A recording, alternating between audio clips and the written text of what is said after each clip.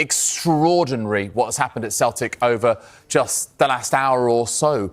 What do you make of it? I don't think it's a complete shock.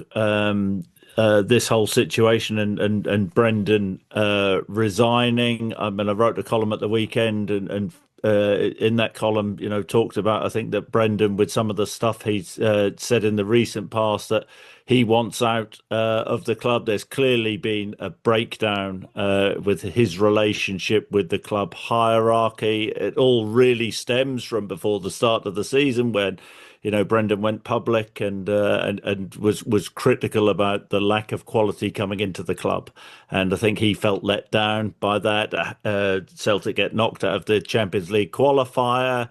It's been a really slow start to the season. They've lost quality players in the recent past and haven't replaced them, and I think he felt he wasn't backed. And reading the Dermot Desmond statement, I mean, I'll be reading it again, later on. It's quite a lengthy statement, but it is very critical of Brendan. And look, in many ways, when there's a relationship breakdown, which there clearly has been between Brendan and the club hierarchy, then it's inevitable something would have to give, and Brendan has ended up walking away.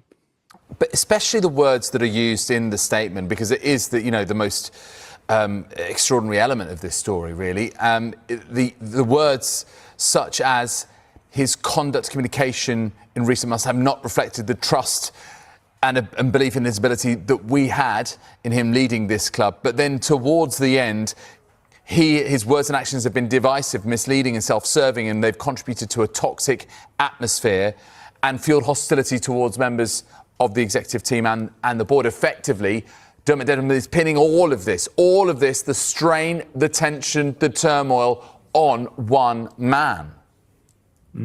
Well, yeah, it will be really interesting to see if Brendan responds to Dermot Desmond's statement. I mean, let's get it right. It's pretty damaging. Some of the stuff which Dermot Desmond has said about Brendan. Brendan's obviously got his right of reply, but no, I mean, it hasn't ended well. I think everybody suspected that things weren't right, but look, I mean, let's also get it right that the board are not blameless in this whole situation, because Celtic were in a really strong position. When you go back to the earlier part of this year, Celtic played Bayern Munich, nearly knocked Bayern Munich out of the Champions League, and the club was on a bit of a high, competing at Champions League level. And then I think that everybody expected the club, albeit losing quality players, to go quite strong in the summer in terms of player recruitment. That didn't happen.